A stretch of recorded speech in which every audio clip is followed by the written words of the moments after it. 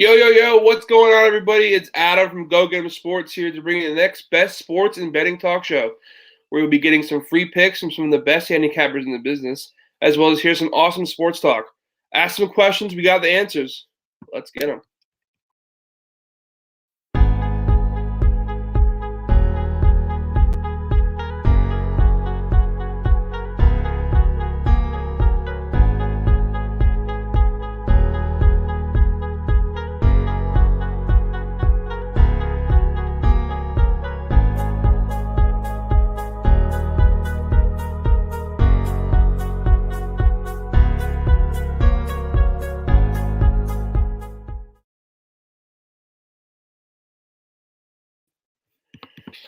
This episode of Go Get 'Em Sports is brought to you by Pick City. PickCity.com. Find your next the best guys in the industry at PickCity.com. Every league, every sport, we have you covered at PickCity.com. What's up, everybody? Adam from Go Get 'Em Sports here. New talk show, new show. Here to welcome my co-host, Shane Williamson. Yo, what it do?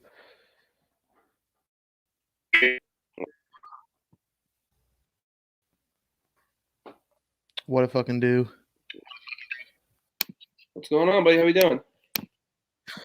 Great. Watched some basketball last night. That shouldn't have happened because the plan's useless, but I'm just chilling, ready to get some people some money.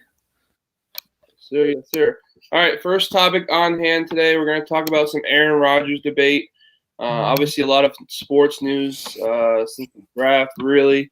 We had that draft show at PickCity.com. Great show. Thanks to everyone who came out and watched. But since then, the biggest topic in sports probably, you can probably agree to this, is probably the Aaron Rodgers debate.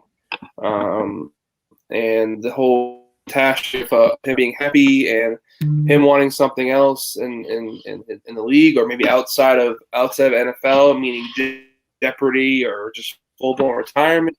Nobody really knows what he wants. He hasn't really given any answers to what he wants to do in his life. A lot of people say he just wants to retire and doesn't know how to say it. A lot of people think that he wants out of Green Bay because of the way they treated him the past, century. What's your thoughts on this situation? He's going to be in Green Bay this next season and starting quarterback week 1. Okay. I think that this has been blown out of proportion. Adam Schefter reported on basically nothing. He was just going off of what he was hearing. He didn't get an actual report and decided to drop it on draft day because there was no buzz really going around.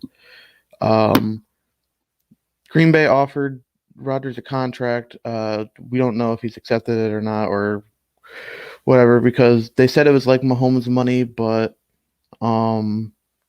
they didn't detail anything about guarantees, so maybe that's where the issue is, but I think he's going to be in Green Bay. Okay. There are some betting lines out there in this betting talk show. I see Denver, I see Green Bay, I see San Fran, Oakland possibility. The betting favorite is Green Bay, which makes me believe that he's going to stay, because I think obviously Vegas knows a lot more than we do. They're not going to lose money on this stupid situation that Rodgers has started. I don't see him going anywhere just because he's that kind of guy who likes the drama and likes to stir the pot a little bit. I think he might have did this to wake the Packers up, which I don't think it really worked. As we saw in the draft, they drafted a cornerback first round, not even a wide receiver. So I don't think it really woke them up. But I just don't see him leaving. I don't see the Green Bay Packers trading him for anything. I think really the only option is either he stays here and deals with it, or he retires. I don't see him playing in the uniform anytime soon. Maybe he does a retirement for 2 years and comes back and plays for somebody else. That's always a possibility. But I think he'll be there next year. Packers should ton of guaranteed money. Probably a lifelong deal, maybe. That he gets the organization for life if he wants to be. Like I said, Jordan Love is not ready to play. They say he's probably a year and a half out from being starter ready. So they need to get 2 to 3, yeah. So He's definitely not even close, which just shows which also backs the Packers up in a certain way. Being they knew Jordan Love wasn't going to be ready for 3-4 years, so they knew Rodgers would be here for the next 4. So it's kind of like they're kind of like backtracking a little bit, meaning they're showing Rodgers that we knew this guy wouldn't be ready for 4 years, so that's like we still want you as our QB1. But I love Aaron Rodgers as a player. I can't stand him as a human being. I think his MO is just drama-filled, egotistical, just maniac. He's kind of like Kyrie of the NFL. That's a take. Hello. He kind of is. He likes the attention. He likes people talking about him. He likes stirring the pot, like I said. So it'll be interesting where he goes. If he does leave, let's talk about if he does leave, right? Which is we think is a long shot. Obviously, you got Denver, right? Yeah, that's like the main. I think it's between Denver and team. San Fran. I don't see him going anywhere else. I don't see why he'd go to San Fran. They just drafted a quarterback at 3. Yeah, but it's just we talked about Jordan Love. You think Trey Lance is ready right now? I don't think so. I think Trey Lance. Yeah, I could see him starting early. Maybe for that team right now, but I don't think if you bring Aaron Rodgers in, that they don't have any problem waiting for 2 to 3 years for him to retire, and then they bring Trey Lance in full time. I don't think they would trade all that capital to get up to 3 to then just trade even more just to get Rodgers.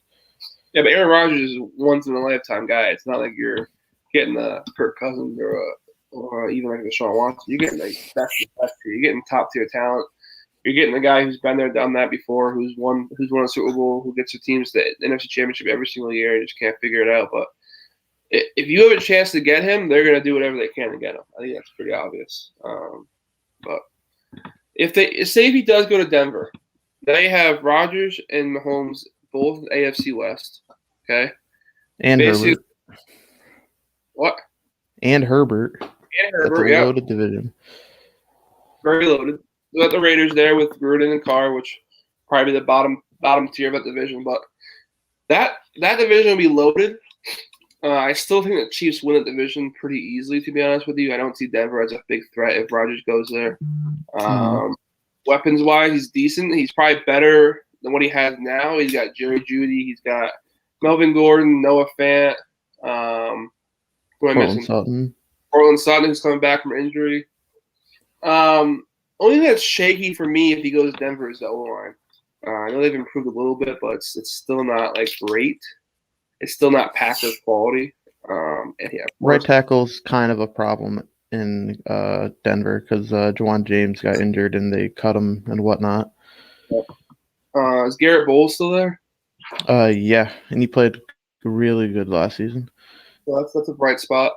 Kind of a shitty situation with James, how they could have got maybe a right tackle in the draft if they knew he was going to get hurt. Obviously, you don't know if he's going to get hurt or not, but kind of a shitty situation there. But if he goes to the Broncos, it kind of reminds me of the Peyton Manning situation a little bit, but where he had the outpost with like the Colts and he went to a different team, like totally different from where he was, like from Indianapolis to Denver. This guy's going from Green Bay to Denver, just total opposite sides of the country, total different situation. I think he would fit in nicely there, but I'm not loving the fit. I kind of love the fit more in San Fran, just so I know their defense is nice and they have good coaching. I trust San Fran's coaching more. But the problem with San Fran is it's kind of the opposite of Denver. Better O-line, not a lot of weapons, right? They have George Kittle if he's healthy. They got Debo. Yep. Brandon Ayuk. Then they have about like an entire grocery store worth of running backs. It's all about health for them, right? Kittle needs to stay healthy. Mostert needs to stay healthy. Debo needs to stay healthy. All those guys need to stay healthy for this team to be complete. And I think it's kind of unfair for Jimmy G here to start judging him over these past couple of years when he's done pretty well with what he's been given. He's never had a wide receiver 1 on his team. I don't think Emmanuel Sanders was ever considered a wide receiver 1. Obviously, George Kittle is George Kittle, but it's really been George Kittle, and that's it for him. And I would love to see what Aaron Rodgers could do with this team if he did get on San Fran. That would just load up the division even more with that stacked NFC West. But yeah, like I said, I don't see him going anywhere. But we like to talk about the situation if he does go. It's always good to talk about that too. All right, moving on. What everyone wants to talk about today. A little NBA playoff talk. Last night, Memphis played Golden State in the final bullshit playing game that Shane and I both love. Hate the play-in. Oh my god. So last night, Curry dropped 40. Everyone else didn't want to play last night for the Warriors, apparently. They ended up losing in overtime. Memphis moves on to play the Jazz. which should be an interesting series, I think. Sweep. Probably. But Shane, what's your topic or what's your outlook on the playing game? Okay. They should get rid of it, first of all, because I get why they did it for money, because they cut back on the seasons and they bring in these quote playoff games to try to bring in more money. But my biggest takeaway from this entire thing, after the 2 games that he played, Steph Curry, you are out of the MVP contention. I'm sorry. You cannot be in the MVP race if you are not even in the playoffs. Get out. Jokic and Embiid, give it to Jokic. Move on. Yeah, I think it's Jokic just to lose at this point. I don't think you can lose anymore. Season's over. It's all Jokic. I mean, the persona of like what people are thinking in their minds. Like the last thing they saw was Curry losing in overtime to Memphis, right? He didn't play for the last 5 minutes. Like, where the hell did you go? You use the bathroom? Like, where were you? The last 5 minutes overtime, you were nowhere to be seen. I mean, you played so well up to overtime, and everyone thought, oh, overtime, Steph Curry, Warriors, it's over, right? Everyone thought the Warriors were going to get in overtime and move on to the next round, right? Whatever you want to call it. But obviously, that got disappointed. John Morant played well. John Morant outplayed Steph in overtime. Yes, he did. Great for John Morant, but awful for Steph Curry. Like you said, you might have just lost the MVP race with that awful performance in overtime, which is kind of sad. You look at the whole season up to that, and he played great, and he loses it in the last 5 minutes. But it's a huge possibility that he just lost it. I had Jokic winning it no matter what happened last night, unless he dropped like 85. Yeah, obviously, you got to look at that. But very disappointed in Curry for not stepping up in the last 5 minutes. He's probably kicking himself hard right now. But I want to talk about the Lakers game for a minute. Lakers playing game with the Warriors. So Warriors were up big first half, right? Everyone thought, "Wow, what's going on?" You posted a tweet, I think. Lakers looking like crap. Lakers just looked unmotivated. Yeah. I had a feeling second half that LeBron was going to take over. I wouldn't say he took over the game. I think AD took over the game pretty well. Yeah, AD did nothing. AD took over the second half. He scored 20 in the second half or something like that. But the problem I have with the Lakers, and this kind of reminds me of the team with Kevin Love when Kyrie got hurt. It was Kevin Love and just LeBron. They're not exciting anymore. They're not exciting to watch. They're kind of a boring team. All these guys are veterans who've been there, and they just want to get that paycheck and maybe try for a ring, but they just don't seem motivated at all. I think the Suns series is going to wake people up with the fact that the Lakers are just maybe not as good as we thought they were. I think the Suns win in 5. I don't see them. Whoa. I see Lakers winning 1 game at home. I don't see them winning any games in Phoenix. LeBron's not healthy. AD can get hurt anytime. Anytime he steps in the court, his foot's going to wobble a little bit. I think an injury happens in the series, and I think Phoenix wins in 5. This is the first time that LeBron is taking Chris Paul head-to-head in the series, and I think Chris Paul comes on top pretty easily, to be honest with you. There's just no motivation there. There's no motivation for me to pick a team who looks like dog shit the first half against the Warriors. Just Steph Curry. Literally nobody else in that team should be any part of a playoff situation. And they come out second half, and basically they say, well, guys, this is it. If we don't play, we're out. We're not out, but we got to play another playing game. And it came down to basically forcing these guys to pick their ass up and play. And I don't know if I can trust that for a 7-game series. So I have Phoenix winning that next year. You being the biggest LeBron supporter that I know, that is quite something to hear. And This dude, to be honest, Shane, I don't think LeBron's playing that well right now. I don't. He hit a lucky 3-point shot at the end to win the game. If it goes to overtime, like we just saw Steph Curry play shitty in overtime, I think Golden State wins that game. I mean, what's it called? That foul that Draymond had on LeBron was a flagrant, and he would have gone to the line and they would have got the ball. So you could argue that that also wouldn't have brought overtime. But I feel like it's hard. Like betting against Tom Brady in the NFL is hard, especially in playoffs. Betting against LeBron in the playoffs is hard for me to do, at least in the first round against the Phoenix Suns, who have a lot of unproven guys in the playoffs. They have Chris Paul, but he hasn't really done a lot in the playoffs. They don't really have a lot of playoff experience. Yeah, LeBron has never lost a first-round series. The Suns team here. I love the team coach. I love the way they spread the floor with Jay Crowder from 3, and I mean Chris Paul is doing something special. And no one talks about Devin Booker. Like Devin Booker might be the most slept-on person in the league besides Damian Lillard a little bit, but he's obviously his stock's rising. Lillard's not slept on anymore. A little bit. If he wasn't in Portland, he wouldn't be.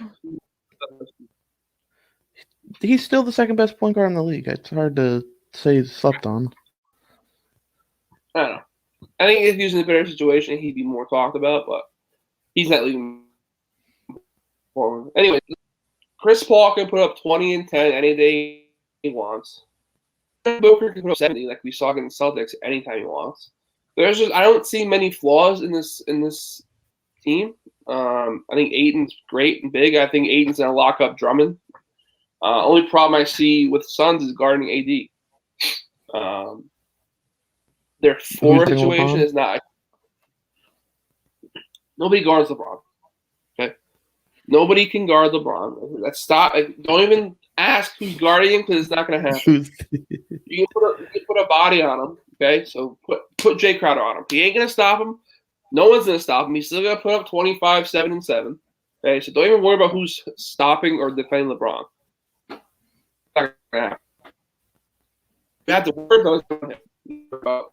You gotta worry about AD, who put up a great second half against the Warriors. You got to worry about putting Drummond on the boards and keeping him off the boards. He can't grab 20 rebounds at the Suns. If he grabs 20 rebounds, this is gonna be a tough series for the Suns. So they got to man up and play some big D down low. But let's talk about today's slate of NBA playoff games. You have some picks that we'll talk about later on. But tonight's game, Miami Heat against the Bucks, kind of a boring game for me. Spread's at -5. Totals at 227. What's your take on this, Shane? This is actually one of my favorite series of the first round because it's probably the closest in my opinion. Because this was last year's Eastern Conference Finals. Each team kind of got better. And this is really a big prove-it year for the Bucks, I think. Because if Giannis and company can't do anything this season, then something might have to change in Milwaukee. Because they were like 1 seed the past 2 years, couldn't make it to the finals. Now they're the 3 seed, partially due to injuries prior in the season. But this is a big prove-it year, and they have a difficult road if they make it to the finals.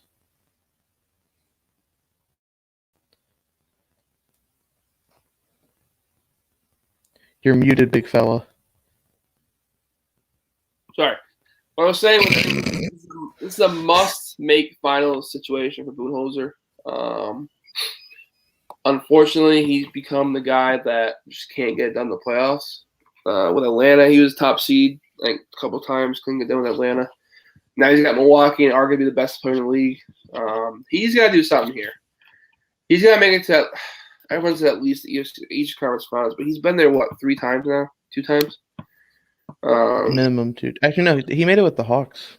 Yeah, so he's got to get to the finals. And I know you got the Nets and you got the Sixers, but I'd put him on the hot seat if he doesn't make it to the finals. I don't know if I necessarily put him on the hot seat. I put just people on the team on the hot seat. Something's got to give. And we always, like last offseason was big talk about Giannis and if he was going to go to Toronto or if he was going to go to Golden State or stay in Milwaukee. And he ended up staying in Milwaukee, which wasn't a surprise for me, I don't think. But they started off so bad. And, again, they have two great guys around them in Middleton and Holiday. But after that, it kind of drops off for me. The big guy situation is not that great. They got Brook Lopez who still puts up 15 a game. It's just another boring team for me. It's kind of like the Lakers. It's motivation. Is Giannis? I know obviously Giannis is motivated to get over it, right? That's his top goal. But guys like Justin Holiday, Drew Holiday and Chris Middleton, who've gotten paid already. They've gotten their worth in the league. Mm-hmm. Are they still motivated to get this ring for him or for themselves? And if not, man, Giannis has to look at himself and say, what did I do? Like, what did I put myself in this situation for? Like, I'm here for the next, 4 years after this? 5. He signed a Supermax. Oh, it's 6. Wow, he's here for 5 more years? So he may have – if they don't do well in this series, sad to say, dude, he might have to get moved. And it's going to be a weird situation after you just signed that Supermax, like you just said, and moving all that capital, all that money. A huge contract they're going to have to talk about, but maybe not after year 1, but even next year, if they don't get something done, dude, it's going to be it's going to be a shit show down in Milwaukee, I think. It's going to come to a sad end of what that team was. So, next series we got starting tonight is the Mavericks-Clippers matchup that we saw last year as well. Mavericks sitting at +6 tonight. Underdogs can get up 25 on the money line. Is 17.5. We got Shane. I don't know how I feel about this series. The Clippers have been probably the most confusing team this past season because you'd think of them as this big defensive team and whatnot, but they fall apart at the end of games. I think they ranked last in defensive clutch in the season, and you don't think of them as a high-powered offensive team either, but they led the league in threes or 3-point attempts. So I don't understand. Yeah, they had Kawhi and Paul George sitting out a bunch of games for load management or whatever. But I think they win the series, but I don't see them going much far after this. You talk about motivation. This team does not look motivated. Yeah, I think the situation with Paul George, obviously he's playing well this year. Kind of a big year for him after what we saw last year. The question for me is Kawhi. And I know he doesn't show a lot of emotion while he plays the game. He's kind of like a quiet guy on the court, but talk about motivation. Do you think he's motivated to get a ring in LA? Yeah. Well, he wouldn't have signed there if he wasn't motivated to get the one ring there. Well, we know he's from LA, correct? Yeah. Okay, so we know he's from there. We know Paul George is from LA. Do you think it was more of when they both signed there? Do you think, or Paul got traded, but when Kawhi went there, do you think it was more of a coming home situation, or he really wanted to win a ring in LA? I think he wanted to replace LeBron as the face of LA basketball. Okay. It's always going to come down to comparisons. Now you talk about comparisons and being the next LeBron of the West. Then this is a huge season for him. If you see LeBron and the Lakers are down, meaning they're basically just one. They are the 7th seed in the playoffs, which no one thought that was going to happen. And the Clippers have a shot to beat the Mavs, right? Move on to the next round. Who knows if the Lakers get there? If the Lakers are kicked out of the first round of the playoffs, Clippers, it's all you, man, for LA. So if you have a chance to take over LA, it's now. Your time is now. And Kawhi has to think about that, and Paul George and all those guys, over there, need to think about that and realize that their time is now. LeBron and AD aren't getting any younger, right? They're not going to get healthier. They're going to still have injury problems next year and the year after that. Their time is now and next year. Now it's time to step up this year, Kawhi. Put your team on your back, be a big guy, and carry this team to the finals. You can do it. You have plenty of talent on that team. Plenty of coaching, plenty of experience. Your time is now. I think this could be a surprise Western Finals team. I think they have a pretty good shot to make it to the finals. I mean, you got Jazz and Houston ahead of them. Two teams that don't really scare me. I mean, Jazz and Houston. Phoenix are. Don't really scare. They're not scary teams, but solid teams. I don't think Jazz are going to do much, but this is your time. Lakers are down. It's your time to step up, and I think Kawhi can do it. And Paul George is playing right well with him. So,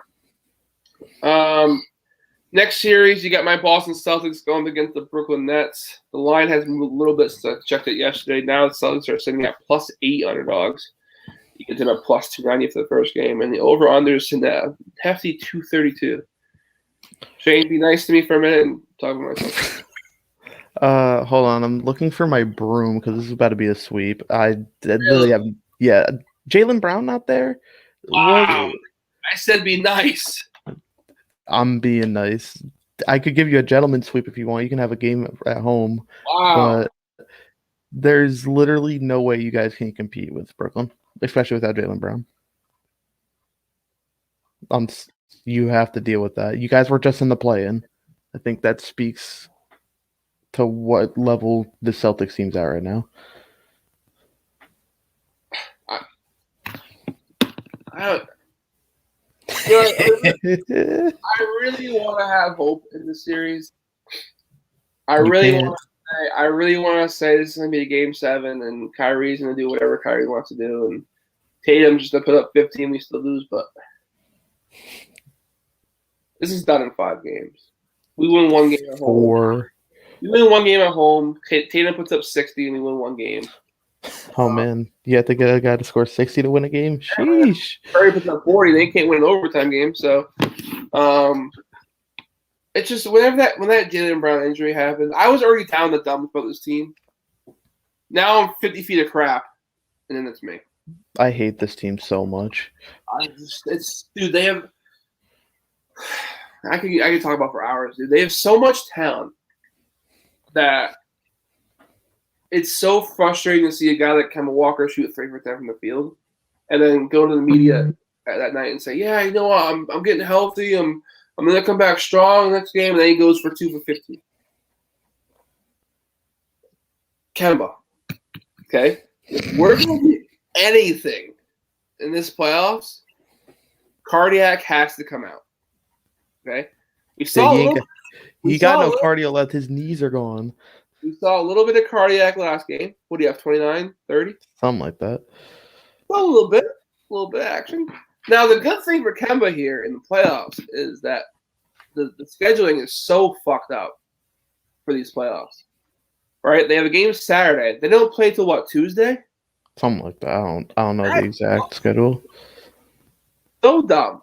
Play at least on Monday or play back to back. Like what? These babies. Playoff games will never be back to back. It's just so dumb though. Like, and it's great for the Celtics because they have all these injury problems and like people are getting hurt and Robert Williams is struggling a little bit with health and obviously Kemba with his bad knees. But this reminds me of Dwayne Wade with his last season with LeBron and like his knee problems. Like. He needed rest, and they couldn't get him rest. And these last playoffs that we have with LeBron and Dwayne Wade, we show what rest can give this dude. He put up 20 a game in the playoffs and played well. So I'm interested to see what Kemba can do in the playoffs, meeting with all this rest time. But if he doesn't put up 25, 30 a game, we're gonna lose every game. Tatum's gonna put up 30 a night, 40 a night. It's guaranteed he's gonna happen. He's gonna do what he's gotta do. But if he don't put up 25, if Tatum don't put – oh, boy, dude, this could be an ugly-ass series. Kyrie could literally shit in our throat and walk away and go to the next round. You don't think Evan Fournier can put up a lot of numbers for you guys? All right, next topic. We're going to talk about no, Evan Fournier can go back to Orlando. What a wasted trade exception that was. next and final game, one of my free picks tonight is in the Portland-Denver game. This spread As mine. no sense to me whatsoever. Denver's a 1-point favorite. And the over-under is at 227, which is I think pretty solid number for both those teams. Shane, what do you got in this game? Okay. I need to find out who made this line. Yeah. Because I'm gonna need to shake their hand because this is just free money at this point. Who is gonna defend Jokic? Who? Unreal, dude. He's gonna put up 45 tonight. Probably. And also, we don't know how limited Nurkic is gonna be. Who are they gonna put on? Enes Kanter? Probably one of the worst centers in the league. Are the worst. I mean, I guess you could say that the Trailblazers are hot and their offense has been very high scoring as of late. And without Jamal Murray, it could be a closer series, but I'd see the Nuggets running away with the series. I think the Nuggets are too long of a team, meaning body-wise, to be letting this Portland team just score on them. Yeah. Will Barton, Michael Porter, Millsap, and Jokic. All pretty good defenders. All lengthy guys, right? Michael Porter's a huge human being. I'm not really worried about guarding these guys. I think they can lock them up. Will Barton's going to be probably on CJ. The problem is Dame, but Dame's a problem every game, no matter who. It's like the LeBron topic we talked about earlier. LeBron and Dame are going to be problems no matter who you put on them, right? You just have to deal with that. You're going to let Dame get his 30. The problem is the people around him. The problem is CJ. The problem is Cantor, right? The problem is the next guys off the bench coming out and trying to be that B team for the Blazers. You have to stop them. You have to play good D. You have to keep them off 3-point line. CJ cannot have 30 tonight if Denver wants to win. Keep CJ. Will Barton is actually not playing tonight, so that could be something to add there. But still, their size is too. Who's not playing tonight? Will Barton. Oh, he's not playing. Okay. No. But still, they're too long. But I have a problem with the Nuggets. What is Aaron Gordon's purpose? Because he's been like Evan Fournier. He's kind of been irrelevant. I mean, I can see why they wanted him on their team. Obviously, he's a solid. Yeah, good player. He's a solid player. I've never been a fan. I think he's just an athletic freak. He's a 6'8" guy who can run a 440 probably and jump as high as you can. He's a freak of nature, athletic ability, but I don't think he's a top tier number 2 scoring option on a good team, which is what he is right now. Which is why Denver won't be going too far in this playoffs. With the loss of Jamal Murray, it's a huge loss, but I like him as a player, but I don't like him in this series at all. Scoring. Yeah, I have his stats from the season as a Nugget. He played 25 games. He averaged 4 less points than he did on the Magic. Averaged less rebounds, less assists, less block. Like he's just gone down in production. I get why, because you have somebody like Jokic who takes all the easy away. You got. But still, Porter, you got even Paul Millsap can put up points. So I can see why the production got a little bit, but not. He's just like. I don't know if he's just going through the emotions because he's at a good team now and he's comfortable and like he's not like stressing out about putting up 25 a game anymore. But you gotta show up a little bit in this playoff series. You gotta show something. Mm-hmm. You gotta put up 21 a game. You need a 3-headed monster. That's not gonna happen. It's not, but he has to start playing well. He needs to get 15 to 85. He needs to. He needs to play with Michael Porter, who's basically the new guy in Denver. Obviously everyone predicted that, but he's playing well, man. Yes, he is. That's a big 3 next year. Yeah. Back. So that's a good team to watch next year. I think Denver wins the series in probably 6 games.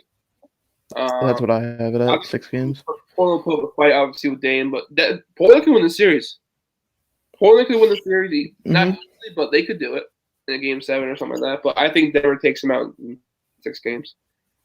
All right, I see Let's the go with comment that. section. I seen the comment section. We got some guys want some free picks, so we're gonna give it to them. Shane, let me hear your free picks for tonight. Well, we just kind of touched upon it. That Nuggets -1, hammer it down. Just put the house on it. That's just way too low, in my opinion.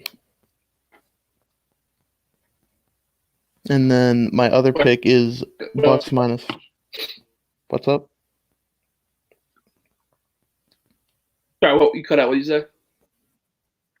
The hammer down Nuggets -1, and then also I'm taking the Bucks -5 against the Heat today. Those you two you got? Yep. All right. For me today, I'm going with Shane here. I'm taking Nuggets. The line's just too good not to take too much value at -115, or you can take the -1 for better value. I think Nuggets win by 10+ points tonight. I think Jokic, another good bet tonight is Jokic's player props, rebounds, and probably points as well. I think it goes over in both. I don't think anybody can guard him on this team. So I think those would be two good options. My next bet is in the MLB. I got the Indians tonight, bouncing back into Twins with Shane Bieber on the mound. Disappointing last night with how they played. But I think the Indians come back and win this game today against the Twins. So taking Indians on the money line at -160 and the Nuggets at -1 on the line. All right, Shane, any final closing comments for my people? Yeah, go watch that Yankees triple play on replay. Whenever you get the chance, because best play in baseball right there. That killed me yesterday. I had the White Sox and that whale play yesterday, and that absolutely killed me. So, You never don't bet against the Yankees. no, what I do bet for is the White Sox versus a left-hand pitcher who they haven't lost to in about 2 years, and your jackass Yankees beat them yesterday. So, Don't disrespect. So, all right, we'll be back sometime next week. Talk about what we've seen in the playoffs so far and our next best bets. All right, peace. See ya.